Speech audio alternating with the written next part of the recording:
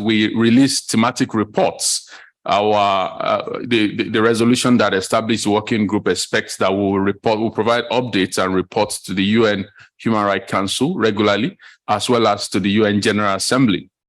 And so in the past, our reports are focused on broad issues like the roles of the DFIs, that's the Development Financing Institutions, and HR, that is human rights.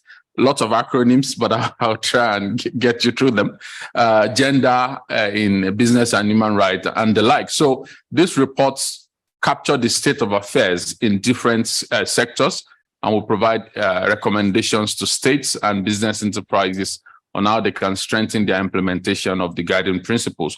I'm currently working on a report that I will be delivering to the UN General Assembly in September, and it's on extractive sector, just transition, and human rights. And of course, the whole world is talking about net zero, and this report will capture what the expectations of responsible businesses in the extractive sector should be when it comes to ensuring that net zero proceeds in a manner that respects human rights. And you can find many of these, you can find this report on our website.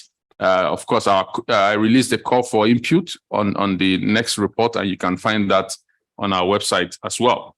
A third important pillar of our work is the annual forum, which happens every year in Geneva. And this year we are already looking at, of course, we will be having the annual forum in November 27 to 29, and we welcome everyone to join us. That is the largest gathering of all stakeholders in business and human rights, corporations, CSOs, governments, and academia. So it will be really, really important to save that date. In addition to that, we have regional events, and in partnership with UNDP and other key stakeholders. Last year, we had the first African Regional Forum on Business and Human Rights in Accra, Ghana, which was very successful. And we're already working towards this year's event, which would happen in Addis Ababa in September later this year. We are preparing for a regional LAC forum in Latin America and Caribbean in October. And so through this annual forum and regional events, we provide opportunities for stakeholders to learn more about the work of our group and to engage with the UNGPs. Lastly is the communications procedure, which provides an opportunity for anyone in the world to write to us and submit a complaint and say, look at this company or look at this enterprise. This is what they are doing. They're violating human rights. And I like to emphasize that this provides a very useful way of getting a feedback on the field in terms of what the stakeholders are doing in implementing the UNGP. So again, I encourage everyone to visit our website and learn more about our communications procedure. Personally, it's my hope that we will see more African businesses and enterprises engaging with the UNGPs and engaging with the work of our working group. So if you have any question, I will be happy to answer them as we go on. Today, we're talking about remedy in development finance. So, and the starting point of all of this, as David mentioned, the UNGPs has three pillars. So, the duty to protect human rights by states, and then responsibility of corporate actors themselves to respect human rights. And then the last pillar is remedy, access to remedy. So providing remedy for anyone that may have been impacted by a project or any activity, and ensuring that they get justice or compensation for that infringement. And I like to say that this all ties into ongoing discussion across the world about green growth, ensuring that our efforts to provide good roads, our efforts to provide jobs does not have to be a trade-off with human rights. Where, African countries generally and countries across the world want jobs, they want projects, but they want those things to be done in the right way. And the right way, like I always say, is the human rights way. And so this whole discussion about remedy is about ensuring that companies, actors, development financing institutions, ensure that they integrate human rights into all aspects of their planning, ensuring that we prevent adverse human right impact. Prevention is better than cure, and that is what international law will say. The prevention principle of international law emphasizes the need for us to take proactive measures so that before we even get to remedy, we are considering what could go wrong, and we are taking active steps to integrate human rights safeguards to prevent those problems. So the global search for green growth is about ensuring efficient and sustainable resource use, protecting the natural capital, which will be issues of biodiversity, climate change. The world is celebrating the World Environment Day, and it's such a good time that we are speaking today. And it's about beating plastic pollution. So again, protecting the environment from adverse impact of industrial or manufacturing activities, ensuring that we finance infrastructure that would lead us to respond to climate change and other shocks, such as pandemics and disasters. Of course, ensuring social inclusion as well. These are all pillars of green growth: human rights due diligence, gender proofing, and of course, access to remedy is essential. Because no matter how hard you try, even if you put in place the best safeguards, there will still be impacts. How then do you ensure that those that have any impact or wrong, there is remedy? And the first principle I learned in law school was the ibi jus, ibi remedium, which means whenever there is a wrong, there has to be a remedy. There must be a remedy. And it is bad planning to go into any project thinking there will be no wrong, because humans are not perfect. There would be wrong. There will be a wrong at some point. But our role as stakeholders is to ensure that whenever there is a wrong, there is a remedy. And that is what access to remedy is all about. Now, in preparing for today, I went into this very nice chart provided by Accountability Council, the Accountability Council rather, to see, have there been complaints about development projects? Of course, the answer is yes. You see that close to 2,000, that's 1,800 complaints about different projects financed by different financing institutions. And you would see that from 2010, there's been a rise when you compare the number from 2010 to 2022 to what was in place in 1995. You see that it seems the complaints about human rights impact, complaints about environmental pollution or lack of stakeholder engagement with development projects are on a steady rise.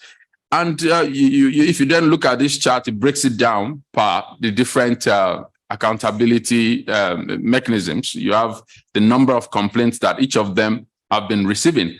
When you look at the African Development Bank IRM, of course, it's smaller compared to the other mechanisms. But I like to say that we should not think that is all, or we should not feel satisfied with that. Because if there is even one complaint, it is big enough. 1,800 complaints means 1,000 households affected, 1,800 impacts, 1,000, it could even mean 1,800 lives or more than. So each complaint is very, very serious. So we should continue to fine-tune our processes to ensure that we reduce those impacts to as much as we can, as much as possible. When you then look at the complaint issues, you see that stakeholders are complaining either about consultation or non-disclosure, lack of due diligence, displacement, environmental impact of project, community health and safety. You see that, so most of the complaints relate to inadequate stakeholder engagement, as well as lack of environmental or human rights due diligence, and again, displacement from traditional homes as well. You see that if you look at the blue one underneath, you see that majority of the complaints relate to infrastructure development projects. Then, of course, energy extractives, they seem to be the next big sectors that attract complaints. Many of these complaints, you may link them directly to the lack of legal and governance frameworks in the home states themselves. When communities are complaining of human rights violation or lack of engagement, some of these are traceable to lack of adequate laws in place in those countries, poor human rights cultures, limited capacity or training on human rights, especially lack of knowledge on the UNGPs. I go to, when we go on our country visit, a number of countries, they don't even know they don't know that there is a document called the UNGPs. So, and then when there is that lack of awareness, how then do you expect human rights implementation? Poor pollution control technologies and equipment. We see factors on the ground relating to governmental repressions, attacks on environmental rights defenders. This, of course, we see increasingly complaints about greenwashing, both on the part of states and on the part of businesses themselves, saying, oh, we're doing everything to achieve green growth, but it's all, either the facts are not, either the statistics are not accurate or they are misleading. Now, the development institutions can say, well, we have no control over what is happening on the ground. We have no control over these factors. We are not expected to enact laws for the countries. If the countries are not doing what they should do, what should we do? And that's where we come in as the, at the UN level. We insist that in as much as a bank or a development institution may not have control over these factors, we should ask ourselves, are we in any way facilitating, incentivizing, or assisting these factors? Can our activities in any way be seen as contributing to the poor governance on the ground? So international law tries to place responsibility on development finance institutions to say, well, do all that is within your own means to ensure that you don't assist, you don't facilitate, you don't incentivize human rights violation, and do all that you can to support capacity development on the ground so that countries can become empowered to respect, protect, fulfill human rights, and to remedy wrongs. And I think an event like this is one of those very good success stories that we hope can continue to create awareness to stakeholders and ensure that everyone is informed about how to strengthen governance locally and how to integrate human rights to all aspects of what we're doing. There's a wide range of instruments that talk about this, and I will not go into each of them, but it just shows you that this whole aspect of protect, respect, and remedy is already part of international law. So it is no longer an excuse that, oh, maybe we're just not aware, or maybe the state did not know, because it's part of international law. You find these principles, of course, in the UNGPs, the 3 pillars. You find it even in the African Union's action plan. Recently, the African Commission released a resolution on business and human rights, which again talked about the need to remedy violations whenever there is a violation. You have the panel of the WISE of the African Union. You even have regional bodies, ECOWAS, releasing documents emphasizing the need to remedy wrongs associated with development projects. And of course, even the African Development Bank's recently updated Integrated Safeguard System of 2023 talks about environmental and social risks. And I was very delighted to see a clear mention of the UNGPs in that document. And there are other soft law initiatives. Everyone talks about the SDGs. SDG 16 specifically talks about the need to provide access to justice and to build effective, accountable, and inclusive institutions. So remedy is part of international law. There is an obligation on states. There is an obligation on business enterprises, including banks, development banks, to provide remedy. And not just remedy, effective remedy, whenever there is a wrong. And these all instruments talk about, I like to call them the panel principles. Effective remedy is all about, number one, ensuring participation, ensuring that all stakeholders that may be affected by a project have opportunities to take part and influence decision-making throughout the entire value chain of that project. Accountability, monitoring, redress, providing opportunity to demonstrate that human rights has been integrated into all aspects of project planning and implementation. Of course, issue of non-discrimination and equality is very important. It's part of the UNGPs as well, ensuring that vulnerable groups, especially women and youth, have equal rights and opportunities to participate at the highest decision-making level. And of course, issues of access to information. And I already talked about concerns on greenwashing, how to ensure that reports are disseminated in a language that's accessible, in a timely manner, and of course, ensuring that reports on sustainability generally are accurate and not misleading. The last part on legality and access to justice talks about having legitimate, accessible, predictable, equitable, transparent, and right-compatible remedies for victims. So it's not enough to provide compensation. We have to ensure that the remedy itself aligns with all human rights norms. How did we come about the compensation? Is it based on human rights consideration? How did we go to the point of giving the compensation? Is it based on human rights? So effective remedy is about integrating human rights into all aspects. And when you look at the accountability report that we were talking about earlier on, looking at how, the pillars in terms of the UNGP principles is a good practice. And it's a way to ensure that whatever we're doing is guided by human rights, and it's not just guided by financial or any other consideration. Human rights has to be the foundation or pillar for even remedy itself. So in conclusion, I think it's obvious that as based on the prevention principle of international law, remedy starts with prevention. Because at times remediating, you may never, for example, when lives are lost in a project, you will never be able to pay compensation to bring back that lost life. So that is why we should focus our remedy efforts on prevention, ensuring that we integrate explicit, coherent, and UNGP compliant or compatible standards into safeguard system so as to reduce to the minimum or prevent adverse human rights impact. And I think business and human rights planning in that manner will require complementary measures, both process change and product change. And of course, by process change, I mean making sure that we integrate human rights into all aspects of development planning.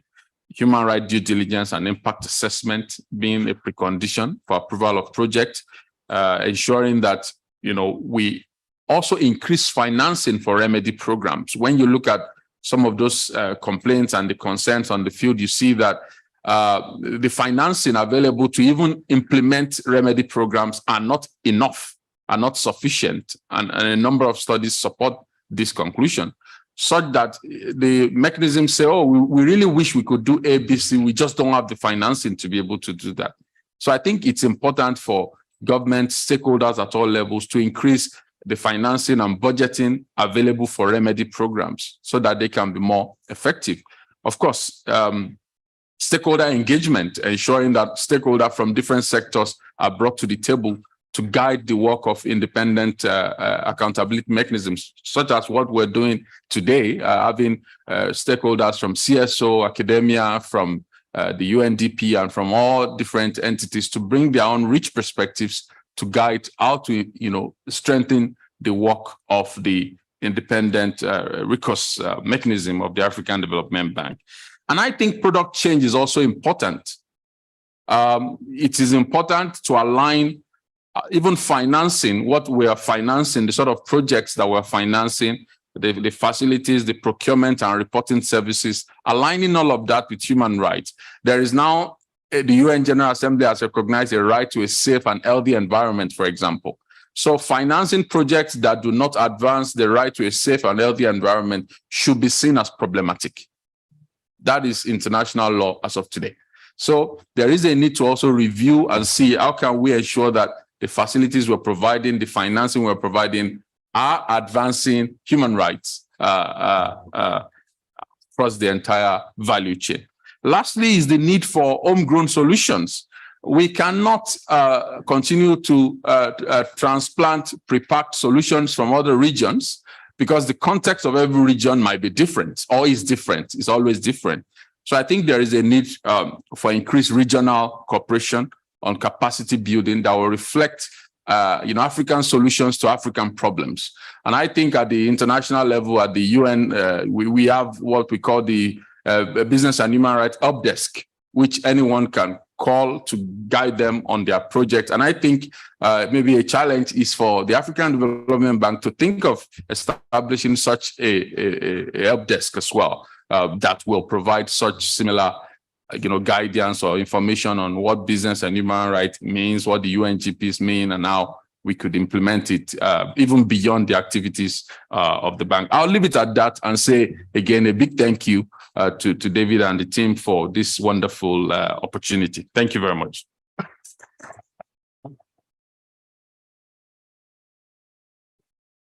Thank you, Damilola. I'm going to move to our next speaker, who's been waiting patiently online for us. And just by way of introduction, this is Dr. Macdaro. Macdaro is a representative of the Office of the United Nations High Commissioner for Human Rights, based in Washington, D.C.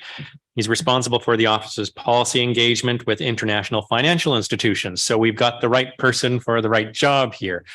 Some of you will also recognize Mac as one of the co-authors of the recent work that came out on this topic that we're talking today, of remedy and development finance. I'm sure you'll tell us a little bit more about that, and certainly the extent of the consultations that went into that document as well, of developing that as well. So he certainly led all of those aspects. He was previously chief of the OHCHR's Sustainable Development Goals section, leading the office's efforts to integrate human rights within the global and country level development policy frameworks. He's consulted to international organizations, including the World Bank and UNICEF, on joining the UN, served as a secretary to the UN Committee on the Elimination of Racial Discrimination as well.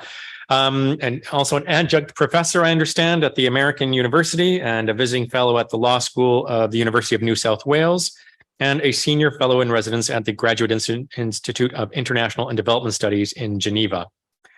He's published extensively, as I've mentioned, in this area, and so we're all very excited to hear a bit of a recap, and particularly through a kind of African lens of what you're looking in this area, particularly around development finance and remedy. So over to you, Mac. Thank you very much.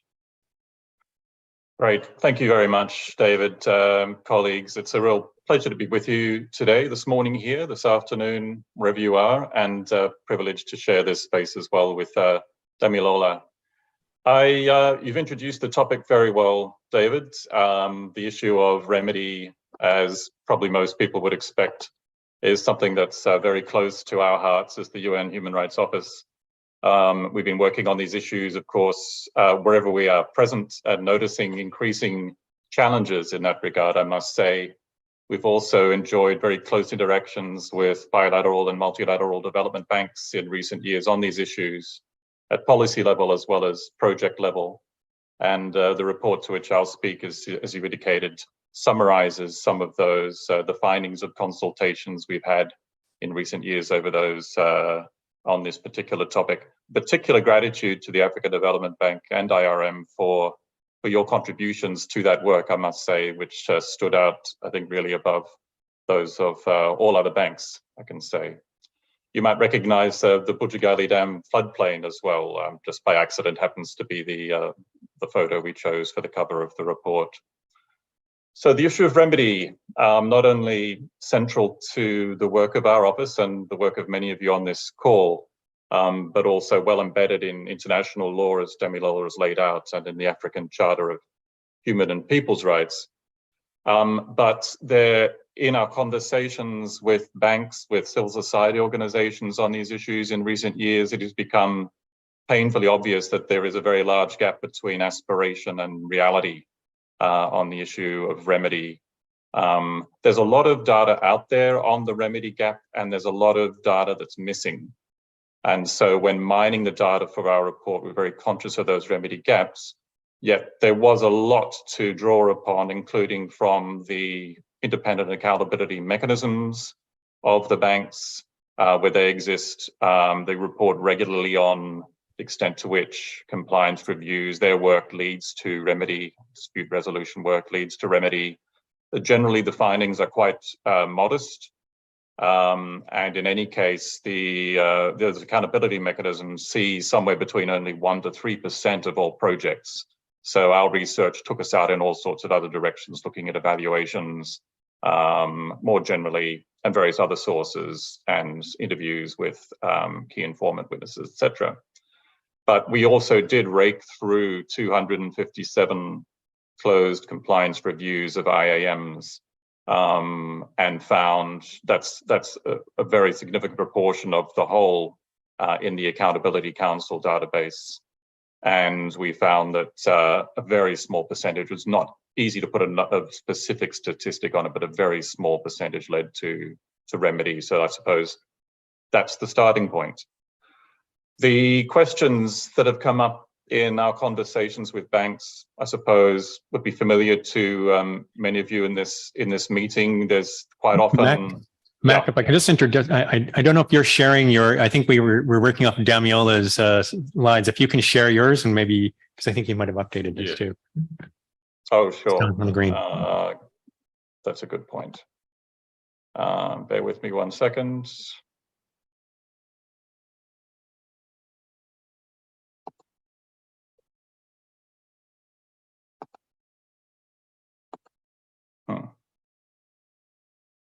Look, I might just proceed without that, if that's okay. There seems to be a hitch with that my side. Unless you can put it up there. I mean, I'm okay just proceeding without it. I think I sent it through overnight.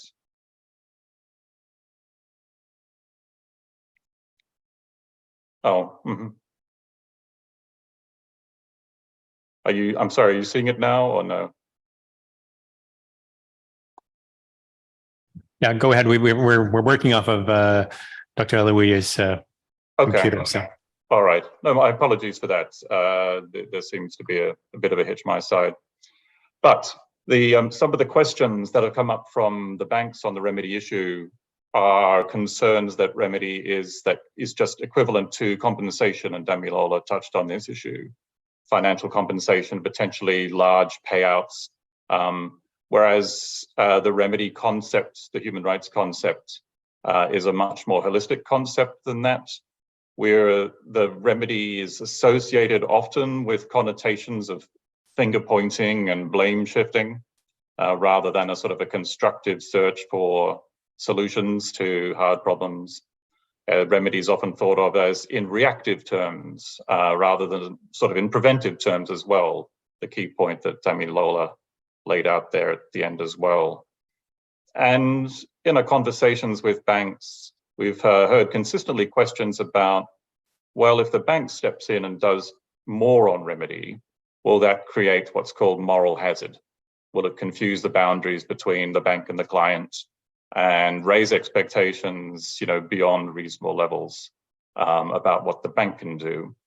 And in any case, what leverage does the bank have in this situation? There are differing interpretations in virtually any situation about the extent of leverage that banks have in order to help achieve remedy. And so there's a whole difficult set of questions that we're trying to deal with in the context of this report, as well as the question of what does constitute an effective remedy in the first place. And the human rights definition is a very broad one. Yes, including compensation, but also restitution, rehabilitation, where people have suffered harm, satisfaction, critically important. A public accounting for a wrong can be very powerful and necessary for the restoration of dignity of those affected, and critically guarantees of non-repetition. So policy reforms and so forth designed to ensure that the problem doesn't happen again and that there's learning from these experiences. The other drivers of interest in the topic that we've found are the MDBs undergoing regular safeguard policy reviews. These reviews, of course, very directly give rise to the remedy issue in terms of the mitigation hierarchy that governs environmental and social risk management in banks. Evolving regulatory expectations. I think a lot of people are looking to the EU in particular now to see what comes out of the corporate sustainability due diligence directive process, the effects of which are not limited to the EU. But as Damilola well laid out, there are lots of regulatory developments in Africa are also proliferating concrete and very noteworthy. And during the course of our work, the IFC, International Finance Corporation, and MEGA have been embarking upon a remedy framework development process. There was an important external review in 2020, which generated a lot of attention to these issues and which contributed to the material we had in front of us when embarking on our report. So just to touch on a few messages from the report and then one illustration in the region that's of particular interest in my view. Some of the key messages include, firstly, leadership. I think there's no more important message than the need for very unequivocal messages from the top that remedy is a significant issue and an institutional priority. Secondly, approaching remedy as an ordinary project contingency. I think the idea of remedy is often approached from a defensive crouch and from a blame-shifting perspective, a very defensive orientation. But if one accepts, indeed, as Daniel again laid out, that accidents, that adverse impacts, even with the best intention, the best procedures in place may still happen, it's important to normalize that and to have processes in place through which those adverse impacts can, as far as possible, be remedied. And that should be an ordinary thing and not a source of disincentive or in any way shame. Thirdly, enabling remedy is a critical concept which requires the building of leverage. The UN Guiding Principles on Business and Human Rights do encourage all actors to lean into risk and to build leverage in advance in order to find solutions to problems as they arise. And strengthening safeguard policy reviews, we've signaled as a critically important moment for all banks to be looking at these policies and remedy very closely, and I'll touch on that in a second in the Africa Development Bank context.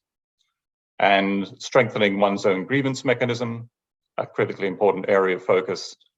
And contributing to harm, where one contributes to harm, there should be an expectation that one contributes to remedy. That may sound like a self-evident proposition, but in practice it's not. There are some definitely good practices to speak to, and I will speak to one of those in a moment.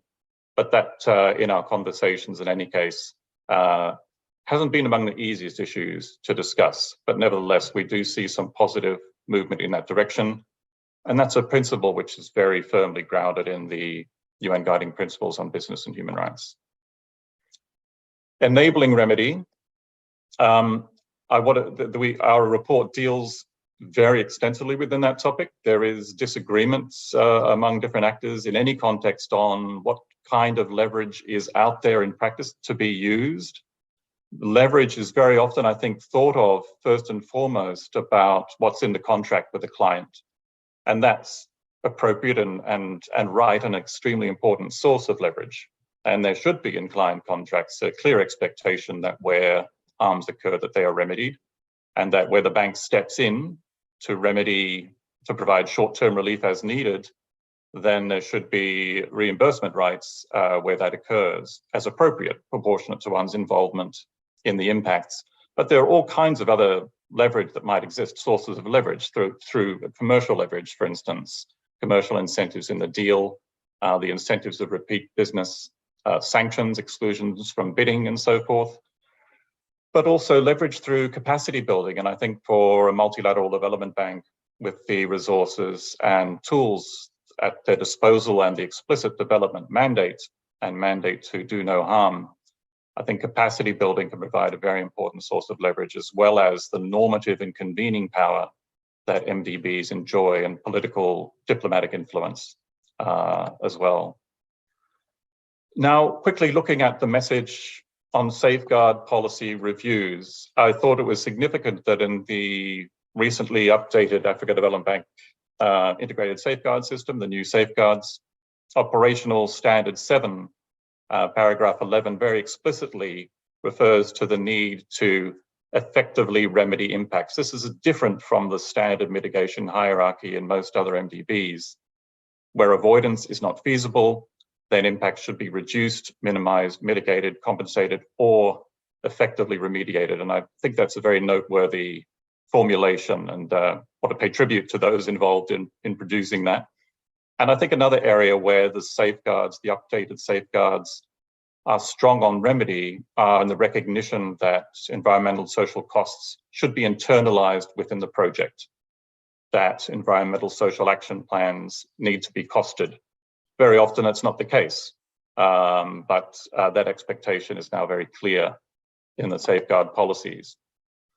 And I also want to point to advances for which the IRM is responsible. And I think the IRM's procedures of 2021, the updated ones, are also as clear as it gets among procedures for IAMs that about the expectations of remedy.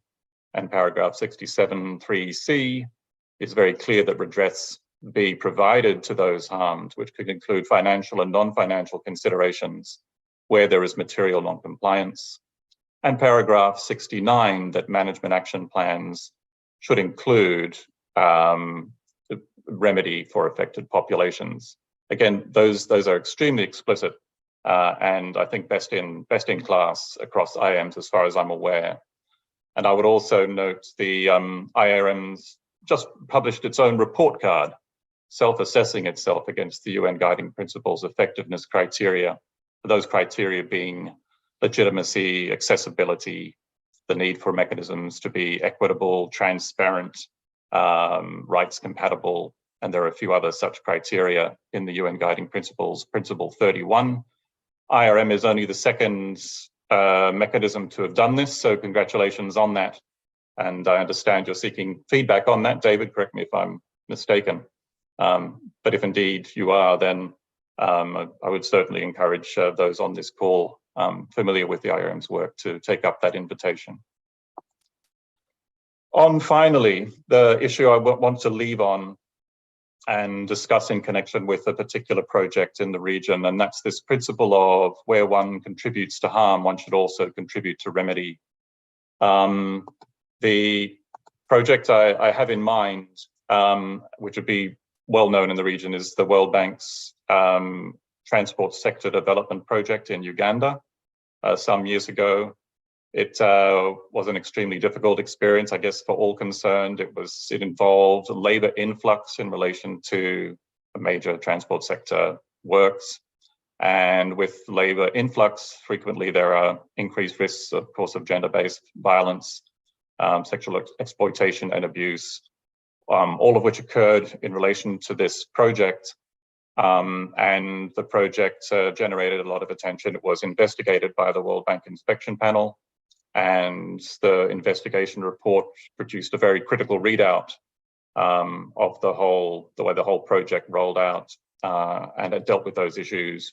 And what I want to focus on is the response, because the response really stood out, I think, in terms of embodying that human rights definition of remedy and the very holistic conception of remedy, starting with acknowledgement. So the criterion of satisfaction, simply at the end of that experience, the bank owning essentially the bad outcomes and publicly accounting for the omissions for which it was responsible, and then contributing in very substantive, diverse ways to solutions. I mean, there's no restitution for some of the harms that were occurred in this case. The schoolgirls dropping out of school due to unwanted pregnancies and so forth can never be fully compensated. But nevertheless, the bank did step in with $1.67 million out of a Rapid Social Response Trust Fund for child protection, to support the government's child protection program, including rehabilitation elements involved with that. There were other elements such as the revision of standard bidding criteria to include gender-based violence components, and there was the guarantee against non-repetition. The World Bank set in place policy processes internally to ensure that these issues were factored in a more effective way in future to avoid similar harms in future. And those leverage elements that I signaled earlier on that MDBs can do perhaps better than others, such as capacity building. The World Bank again supported the Uganda Roads Authority in its efforts to deal with these issues, thereby helping to raise performance across the board. There were other elements as well. On top of that, other commercial leverage components that went into the bank's response in this case. And among the lessons one can draw from that are the importance of owning problems when they arise. Two, the importance of a independent investigation mechanism and accountability mechanism, such as the inspection panel and the IRM, helping to facilitate solutions in this case and enable remedy. The importance of civil society organizations being able to represent complainants in circumstances where civic space in many parts of the world is shrinking is critical. And fourth and finally, on this question of contributing to harm where one contributes to remedy, I think the case also brings out that a proactive, assertive response to remedy on the part of the bank can really be win-win. I think it's often seen in zero-sum terms. Again, going back to that sort of blame-shifting mindset that does prevail in some contexts. In this case, I think the bank rightly did the right thing eventually and got credit for doing the right thing eventually, and more people were made whole as a consequence of that. So if I may, I'd like to leave my remarks on that positive note and turn it back over to you, David.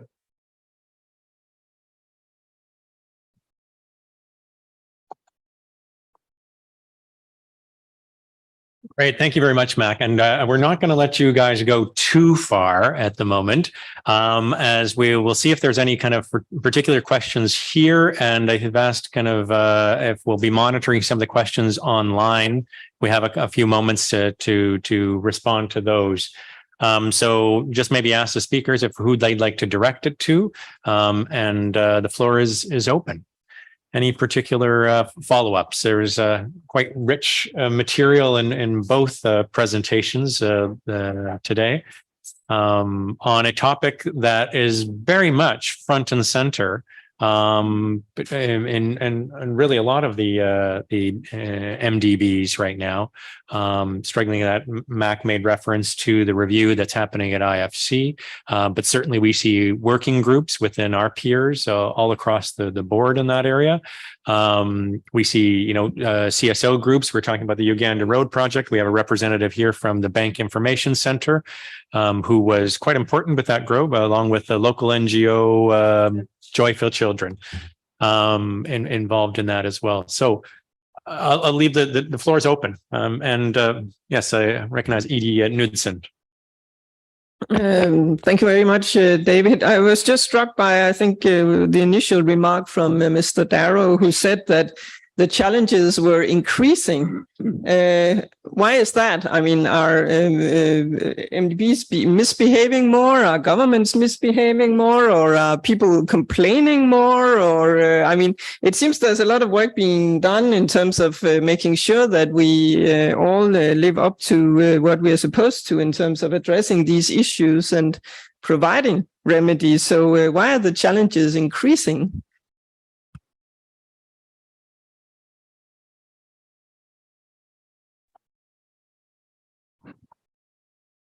Hi, this is a question for Mac Darrow. So my name is Agustina Perez. I work as child rights campaign manager at Bank Information Center. And just for Mac that is online and maybe doesn't know, we have a lot of executive directors sitting here and like with us in this conversation, which I found like super important and relevant. So I wonder, like, what are your, considering that there's so many like multiple actors involved in remedy, like where do you see and what do you see that is the role of executive directors in also facilitating and providing and helping communities to get remedy? Thank you.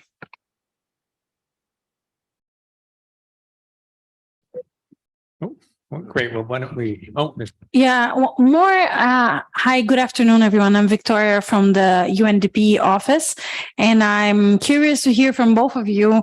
It struck me what Professor Damilola mentioned, that prevention is better than remedy, and how do we work better on prevention from different angles, but how in general can we do a better job as making sure that we prevent human rights violations from occurring? Why don't we take those three and then we'll come back again, and Fred, you're monitoring some of the online as well. So we'll start off with those three. Who wants to start off? You've been volunteered, Mac, to. Very brave, Damilola. Look, I'm more than happy to. A couple of them were indeed directly to me. Taking the questions in order, why are challenges increasing? First, I will preface my response by saying again that the data challenge is a big challenge in this area. So when we ourselves were raking through the data with the benefit of Accountability Council's resources, we were conscious that, you know, we're not actually aware of the full picture. And I think banks as well as the IRMs have a role in sort of helping try to flesh out that picture. But certainly what we're seeing is that not just limited to the DFI context on the ground, the problem of shrinking civic space is really increasing in so many parts of the world. The politics around human rights, the politics of exclusion are really defining political agendas in so many places in a way that makes it increasingly impossible for many people to even think about bringing claims forward. And that's not just a comment on the African region, but we're seeing it, of course, in Asia and in virtually all regions. So I think that is the fundamental factor that's on my mind. And I think as for us as an office, when we're talking about the challenges in making remedy a reality in people's lives. And secondly, in the specific context of DFIs, while it's very promising that the topic has gained such prominence and salience now, particularly with the IFC MEGA draft approach to remedy process, which is under consultation now, that discussion has thrown up other risk factors of its own. For example, you know, to what extent should banks be involved in remedy is a question that's very much in the crosshairs right now, and we see some worrying signs of pushback on that issue and arguments, for example, about litigation risk, about cost benefit, that really don't seem to be well substantiated that are coming out. And so there is a risk now, I think, that the remedy conversation, although it's out there, very active, could be driven in the wrong direction. So I think I'd approach it at those two levels. In terms of the Ms. Perez's comment from the role of executive directors, well, certainly a critical role. And I think the first is ensuring that you know, the policies that are approved by the board reflect remedy very explicitly. And while our office does not have a complete analysis of the updated Africa Development Bank ISS, I did point out a couple of instances where, you know, that obligation was discharged in terms of setting a new standard for the mitigation hierarchy. I think it's important that clear thinking about remedy is in executive directors' minds when reviewing policy, as well as when dealing with cases that are brought to it under the IRM, is to have these considerations squarely in mind.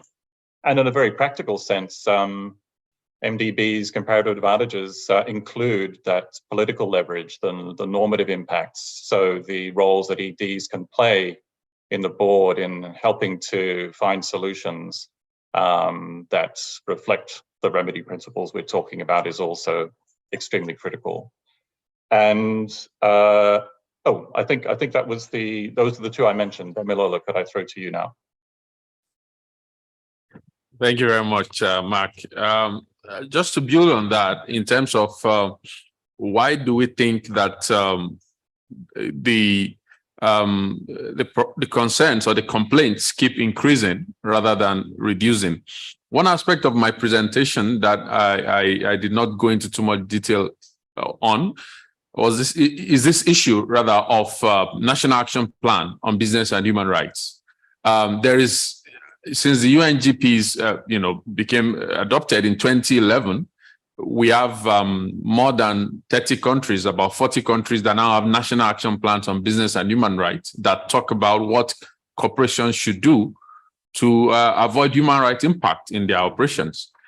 For me, I saw that it's only three out of those 40 are in Africa. So only 3 African countries have national action plans on business and human rights: Kenya, Uganda, and Nigeria just adopted 2 weeks ago. So that's why we have 3. That is a big gap.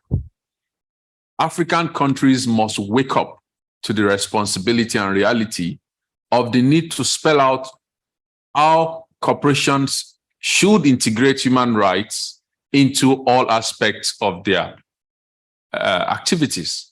Without that clear human right language, it's difficult. It's just, it seems like a discussion that is going on, but there is really no clear guidance from states on what do you really want us to do. And so I think, having that national action plan and ensuring that, states, follow the action plan. And, it's one thing to have a document, it's another thing to implement it. I think that would be very important.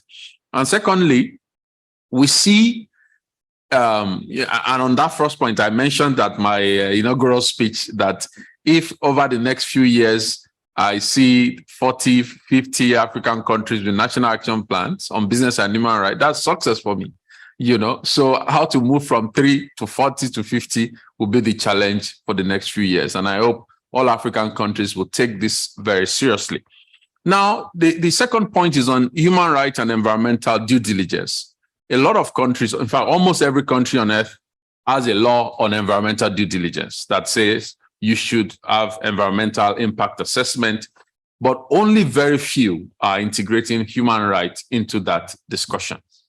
If you, I did a recent review of mining laws and petroleum laws in many countries, and there was even no mention of human rights, no specific mention of human rights. And the issues that need to be remedied when it comes to human rights are quite different from environmental due diligence. Environmental due diligence does not go into issues of, gender dimensions. It does not go into issues of how specific human right, like a right to education, was affected by a project. So I still see a need for countries to begin to integrate human right due diligence into their laws and into their industry guidelines. And that applies to even banks as well, development banks. There is a need to reflect human right due diligence as opposed to just social and environmental due diligence, which is what we normally see. And a third point I want to add is the need to, I already talked about the need to finance remedy programs. And I think financing remedy programs is beyond just banks. Even states, even other stakeholders should have specific budget line to finance remedy programs. And that is a way to create awareness. It's a way, and those financing is not just about compensation like we talked about. It includes financing information and awareness session on remedy, financing capacity development on remedy, providing tools and equipment for ministries and stakeholders to measure impact and to be able to remedy them. So I think that lack of clear financing for remedy programs is a big problem that all stakeholders will need to pay attention to.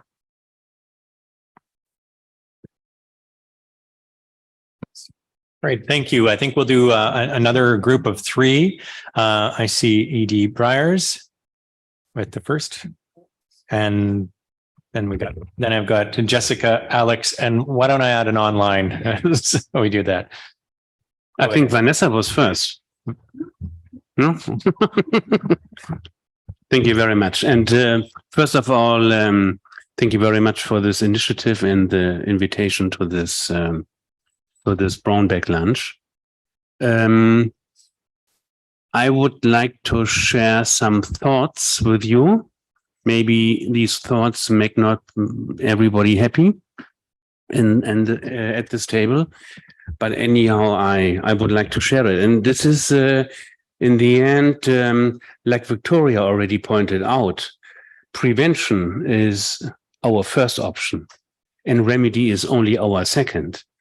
And my fear is the more we talk about remedy, the less we have in mind what needs to be done in order to prevent those developments.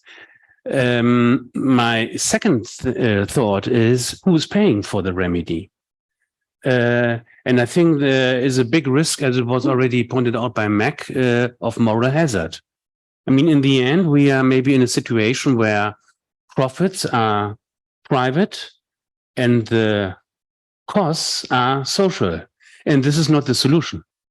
being it multinational companies, being it governments, they are responsible for what's happening within their responsibilities, and this is why where we, I think, should focus on, and not talking about that those institutions are not willing to fulfill the obligations, and then we make available some money for remedy. A final remark. In the end, the poor are paying for the remedy because development budgets are limited, and the more contingencies we build up for everything, remedies, and also, I mean, all our bank colleagues know better than we as ED. Oh, sorry, I forgot to introduce myself to the speakers. I'm Niels Breyer. I'm the Executive Director for Germany, Switzerland, Luxembourg, and Portugal. So our bank colleagues know more than, or know better than we. I mean, contingencies already are a remarkable proportion of development budgets. So if we increase even more, that means less infrastructure, less roads, less water and sewage systems, etc., etc. So in the end, it is the target population of our activities which will pay in terms of for not happening development projects in their region. I think this is not what we are looking for. So again, I'm very much with Victoria. Prevention is our first option, and this is where we should focus on. Thank you.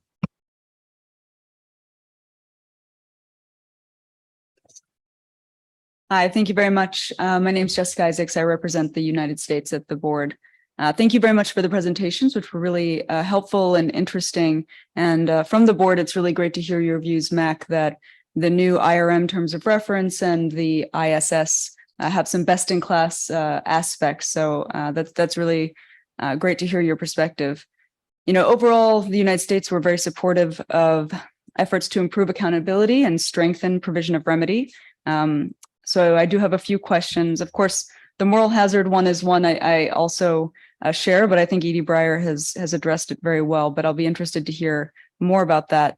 But looking more at the specifics, does remedy need to look the same at each MDB? Does there need to be a sort of coordinated way for MDBs to work together on this? Or are there differentiated ways that each MDB needs to look at this? And from your perspective, David, are there areas particular to AFDB that we might need to consider? Similarly, does remedy need to look the same for sovereign, i.e. public sector operations versus non-sovereign operations? It seems to me there might be a different approach. Of course, IFC has a very specific mandate, but that would be interesting to better understand that.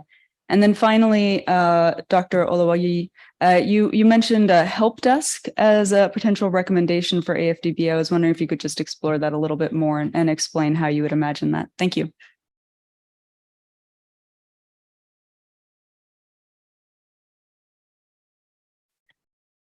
My name is Alex Nkosi. I work with ITUC Africa. That's a confederation of trade unions in Africa.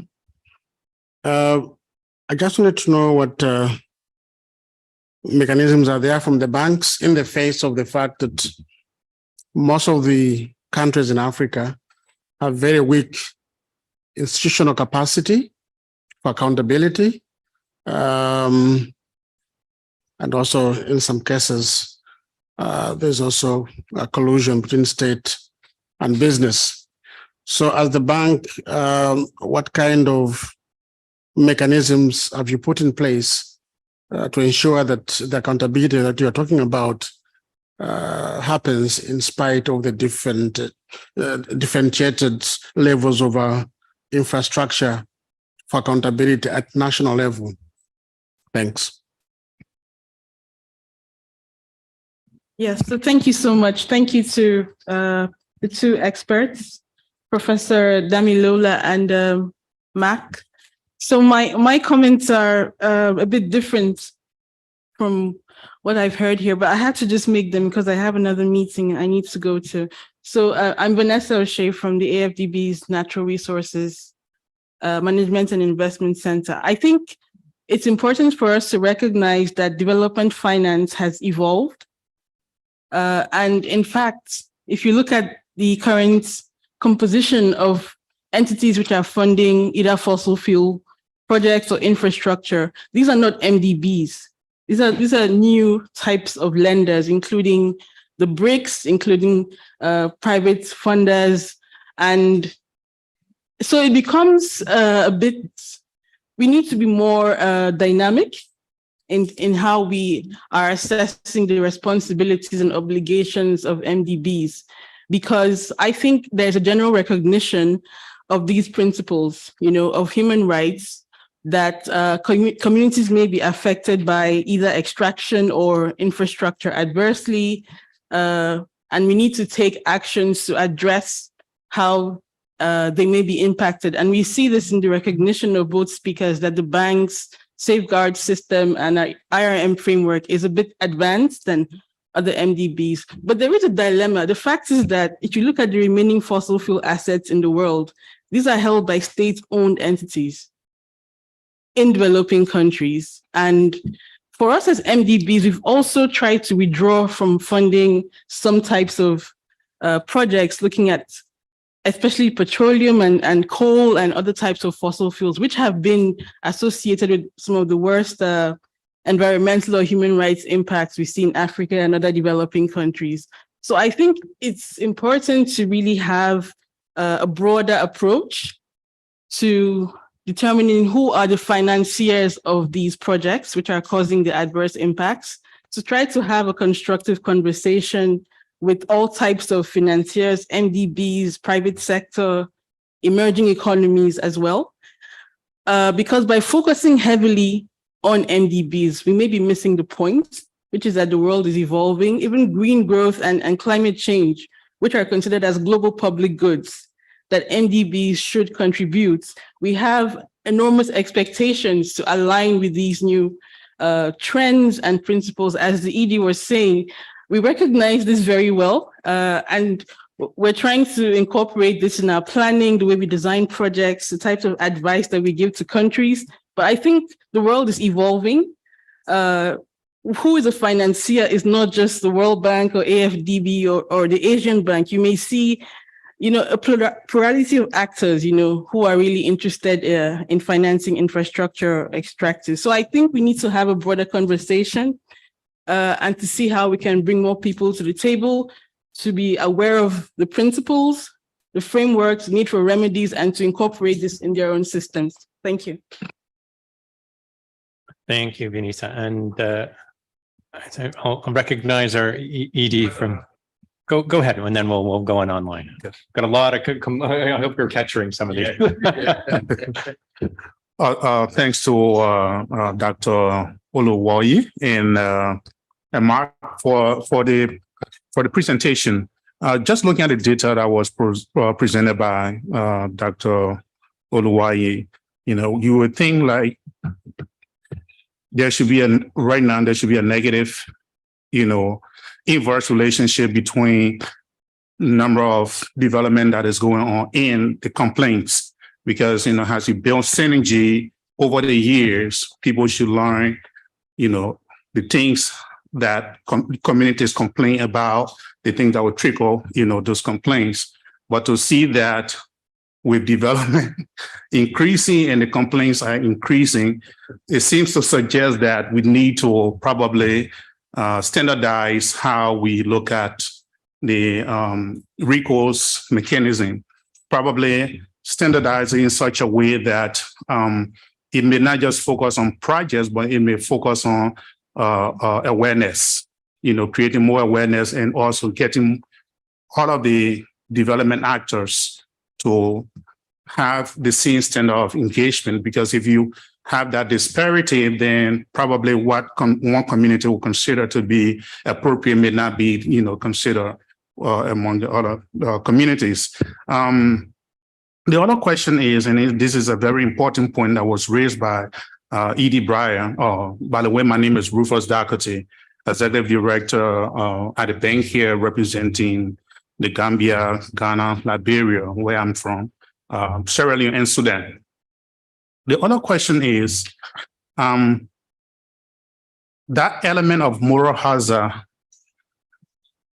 is it a situation that is maybe mostly evolving from the communities that probably if we complain, we're going to get, more, remedy for our complaints? Or is it coming from the development financing institutions themselves that, well, probably we're not paying enough. When people complain, we just give them a little bit of money here and there. So don't worry, we pay, a little bit. We cause more harm to them. So that moral hazard is, maybe on different spectrum. And that's something that we really, really need to look at. So probably if we're pricing, remedy the right way, it may reduce the level of complaints. But in all, I think the recourse mechanism is really, effective. And I think one other element we need to consider too is like, the point you just made about 3 African countries just having that structure in place to implement it. The question now is, do we have stronger IRM framework within all of these DFIs? Are they effective enough? Are they doing more in terms of making sure that these problems can be addressed and eliminate, if not eliminated, but minimized? Thank you. I think go ahead. Okay, we've also received some questions online, so I'd like to share them with you. First, we have a question from Caitlin. Her question is the following: as the AFDB moves forward in implementing its updated integrated safeguard system, what is needed as far as guidance, capacity building, resourcing, etc., in order to see the commitment to remediate harms in those new safeguards fully realized? So that's the first question. Another question from Megan, and we'll stop there. Can the panelists comment on how proactively addressing project harms might actually reduce risk of litigation? It seems that allowing problems to go unaddressed would be opening MDBs to more risk, not less. Well, I think that's the problem for having 5 or 6 different questions is now you have to track them all. I've got some notes here, but I'm going to turn over. Are you also turn it over to Mac here, or I think it's your turn? No. Okay, I can. So yeah, need you take up first. Thank you very much. I think there are a lot of very important points, and I will just tie some of them together. I think the point that the chairman of CODE made about prevention is really key, and I think prevention is the first step to remedy. By preventing these problems, we may not even need to worry about compensation if there was no problem in the first place. And I'm going to tie that to the question by the executive director from the United States on BHR help desk. And I would say that this idea of BHR help desk is indeed designed as a preventive tool. And the first inspiration for it was actually from the International Labour Organization. They established an ILO help desk for business. And the thinking behind it is that a lot of the time, as I've mentioned in my presentation, when a development bank is under the scrutiny, you see that the problem may not even be traceable to them. It's traceable to the law in the state, or it's traceable to a supplier, or it's traceable to another third party in the first place. So the idea was, why don't we then provide this training opportunity for those institutions that we're financing, or for those stakeholders? Train them, let them have more awareness on human rights, rather than just tell them, oh, go and ensure that you integrate human rights into your supply chains before you come back to us. Why don't we have a help desk for them that would give them the opportunity to even learn more about the UNGPs, about human rights? That is the idea of the help desk. So the ILO started their own help desk, and then the UN Office of Human Rights Commissioner decided to have a human rights help desk as well that will provide that same service, which is guiding states, businesses, and other actors on what the UNGPs mean, on what human rights mean, and how they can incorporate, realizing that leaving it to them may not be a good way of showing that we are preventing. Actually, by having your own help desk and making it available and accessible to those that the bank is financing, for example, you can indeed say we are preventing, because not only did we give them the training, we made sure they understood what is at stake, and it's left to them to implement. So I think that clarifies why I think maybe the IRM should think of having a similar help desk would be good. A lot of other fine points were made, and I think Dr. Dakote mentioned about how to ensure that DFIs become more effective, in terms of pricing remedy. And I think I will still tie that back to this issue of capacity as well, raising capacity, building that awareness. I think everyone understands environmental impact assessment, like I mentioned, but the human rights link is often missing at times. And I think that's where, and when it comes to human rights, it cuts across, the entire value chain of financing, that steps should be actually taken to ensure that we provide support in terms of training, in terms of tools, in terms of knowledge building for stakeholders in this financing sector, so that they can understand the evolving expectation at the international level. Yeah, maybe just I'll leave all the hard questions for Mac at the end on moral hazards, but just to pick up on a few things, because I also saw that there was that we have Director Mamansani Issa online as well. On a brief comment. There he is right there.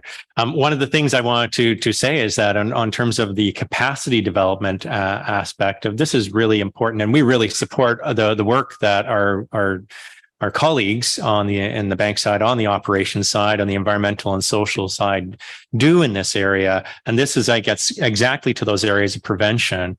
But understanding very much that our role, and this is because, I think the work that they already do is quite tremendous, but it's not a box checking exercise. This is an area of capacity development where they're working with people who may have not for the first time or launching into these areas.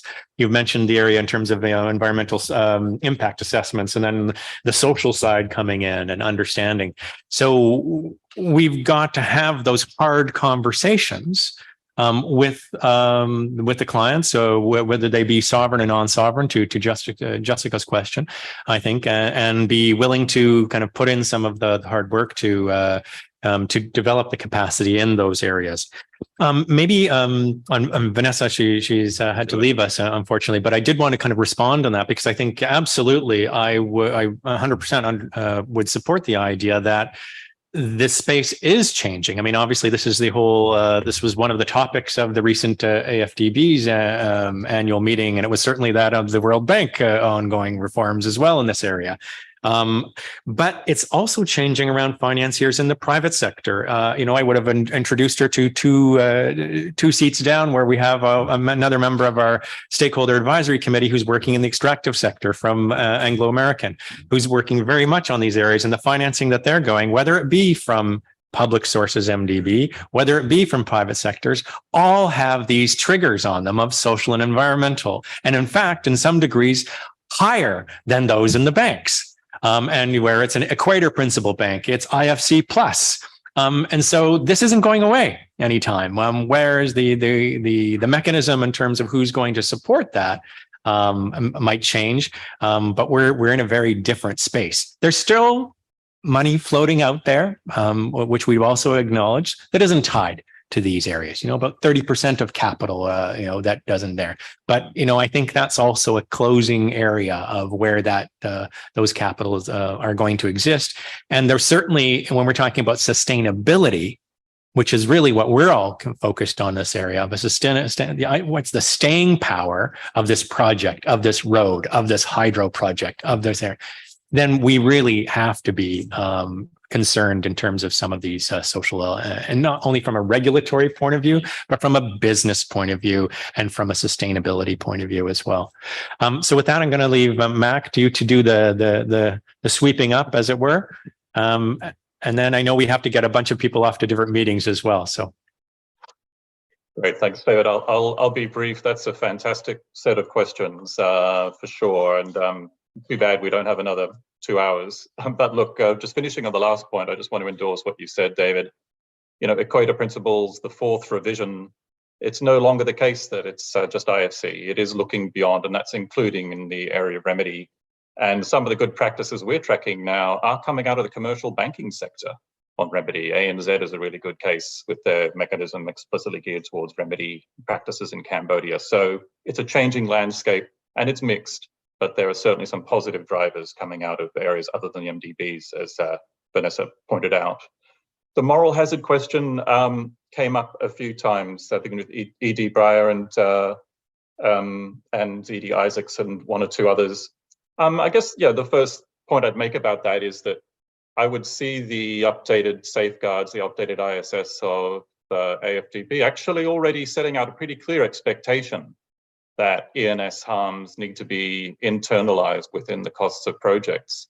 And I see that as very positive. It just doesn't seem to be routine practice that ESAPs are costed. And so I think the direction set by AFDB in that respect, I would see as positive in terms of how a bank's contribution to remedy plays into that moral hazard question.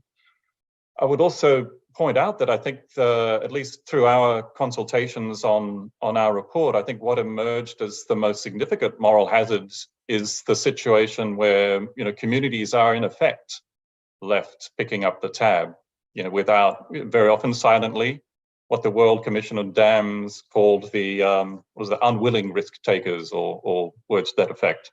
The clients and the banks consciously take risks, whereas project affected people, very often without any say in the project, are risk takers without necessarily wanting to be so. And very often, you know, those harms are externalized and the costs are being paid, but they're just not being paid by people who had some control over the project and some involvement in creating or contributing to those harms. And to me, what that signals is, you know, the moral hazard question has to take into account that dimension. And the UN Guiding Principles on Business and Human Rights do offer a framework where that can be done without creating perverse incentives of the kind that are flagged. The contribution of a lender to harms will never be that of the client. It's not responsible for implementing the project, but through facilitating in some way, through errors, omissions in due diligence, there can still be a contribution to harms. And that does play out in practice. You can look at the Uganda case for the World Bank, the inspection panel decision there laid out exactly, you know, how those mechanisms can come into being. But I think the key there for me is just, and I think for our office, the position we take in the report is you need clear policy and clear criteria to govern that equation. It cannot be a blank check. The bank cannot step into the shoes of the client systematically. That would, of course, will send the wrong signals and discourage the client from stepping up and performing its own role. But you need clear policy and criteria to govern those situations where a bank contribution is expected. We set out some thinking on criteria in the report on that question. The E.D. Isaacs raised the question of should remedy be the same at each MDB, difference between public and private. We would certainly see, firstly, great question, and definitely there would be distinctions in approach, not in terms of general principle, but in terms of approach for sure. And so to start with, leverage options that one has will vary depending upon the bank and the transaction. It would depend upon whether you're talking about a debt or equity investment, the types of specific leverage options that might be available. And also, if you imagine new forms of financing, such as the digitalization agenda, digital projects can give rise to impacts much further down the line, downstream, than impacts associated with a classical infrastructure project. Also further down in time, as well as interspatially across boundaries as well. That's an enormously hard thing to imagine in terms of a sort of a classical approach to remedy. It's an issue we're thinking about at the moment, among others. And so, yes, I think there definitely has to be conscious work done on seeing how remedy could play out reasonably in different contexts. The question from Vanessa, the question from Caitlin, I think Edie, I won't add to the response. I think, yes, the Edie Dakota's comment about moral hazard. I think I've already commented on the comment from Caitlin on what is needed in terms of guidance in order to operationalize a remedy commitment. That's a half-hour conversation right there. But if I were just to put out a few key things, I think the first is leadership, is having a clear message from the top about the importance of the issue and just making sure that people are sure within the bank what they're accountable for. Very often people do feel conflicting incentives and pressures, the disbursement pressures on the one hand versus quality considerations on the other, of which remedy is part, do need to be reconciled. And I think some of the problems we've observed in our conversations really are a function of those conflicting incentives playing out on the wrong way. So leadership and communication are absolutely critical. Secondly, clear policy, beyond the level that exists in the ISS to guide those tough choices about when banks need to do more. And also reviewing, I think, the leverage options. Mapping out different forms of leverage in a systematic way, I think would be beneficial in terms of equipping any bank to engage with this agenda more effectively. And that includes mapping out the different ways in which one may be involved in impacts. Again, the private sector has some good examples of this. The Dutch banking sector agreement had a working group on enabling remediation, which really, a few years ago, produced a really convincing job of imagining and mapping out the types of actions and emissions that would reasonably activate a stronger responsibility to contribute to remedy. So that mapping work and policy and project seems to me to be critical. And two final things. One, reviewing contractual conditions. Very often, they're often private, of course, confidential between the bank and the client, but the models that one sees do leave room for improvement in certain respects. And one obvious point would be to make sure that within client contracts, obligations to remedy are very clearly spelled out, and that's an obligation of the client in ordinary cases, and that in certain specified circumstances where the bank does feel a need to step in, that as appropriate, there are reimbursement rights accompanying that. So that reviewing contractual conditions seems to be extremely important area of focus. I know IFC and MEGA are doing that currently in connection with their own internal processes and the IFC draft approach review. And finally, the remedy ecosystem. Very often remedy is thought of only in relation to the IAM, to the accountability mechanism of the bank, or to the project level grievance mechanism. I think project level grievance mechanisms, very often are stretched to work effectively in practice.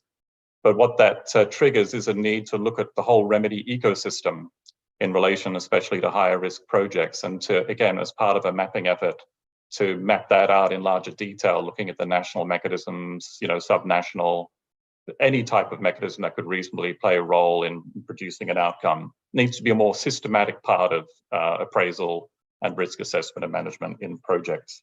That's all I had on my notes, David. Did that cover most things?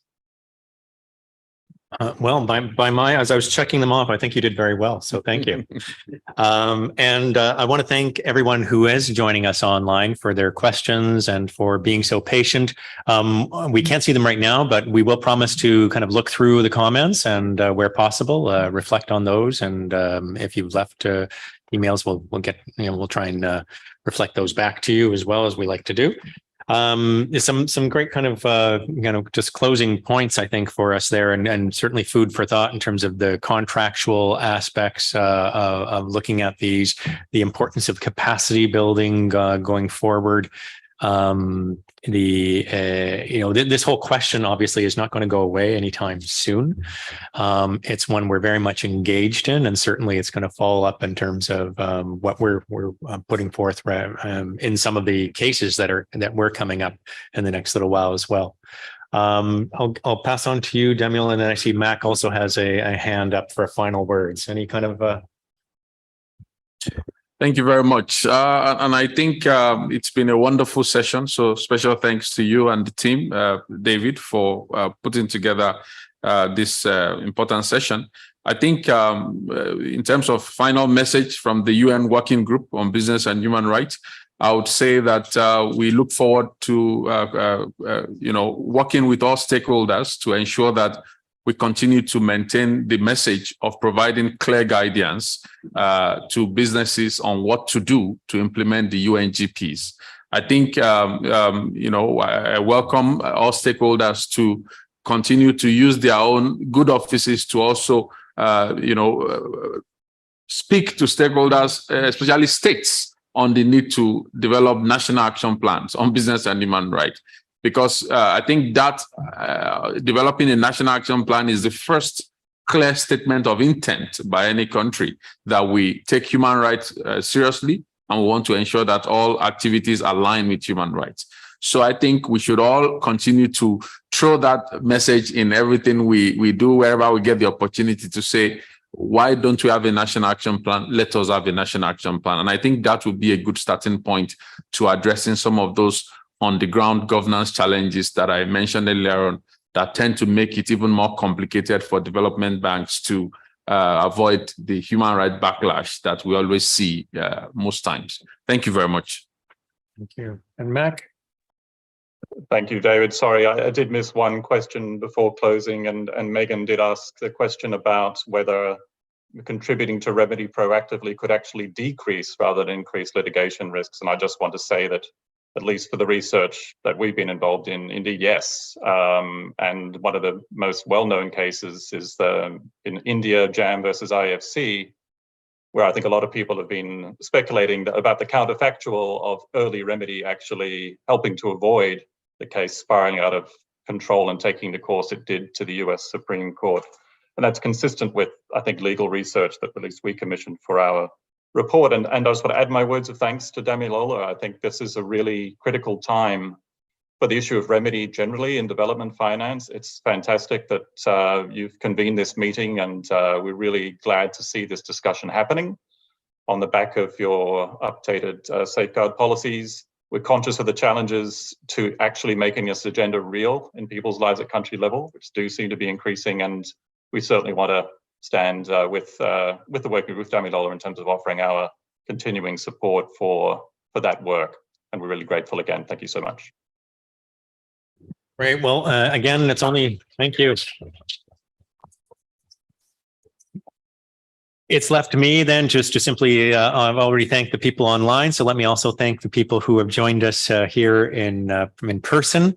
As I say, this is only the start of our conversation. There's a lot of really tough and really heavy lifting for us here. Certainly we're pleased that we seem to be going in the right direction, both in terms of the new ISS, but also in terms of the IRM. This question of leverage, I think that Max talked about throughout and what we've talked about. And also, I mean, that's hitting the governance suite of us in terms of what is leverage. We've seen it on the project level where people are saying, look, we don't have the leverage that people think that we do in terms of of being the banks. But, what are there other tools within our toolkit, or how can we be more inventive, maybe perhaps getting a little bit further out of that in terms of the preventative area of where can we kind of have those awkward conversations, but those awkward conversations might be a little bit more forcefully put sometimes, or a little bit more incentivizing some of those discussions with some of those leverage, both carrot and stick and stuff like that as well.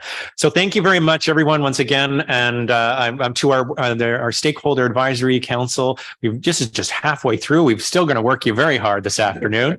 And thanks again for all those people joining us online, and yes, and of course to our interpreters who have joined us in person behind their rooms. Thank you very much.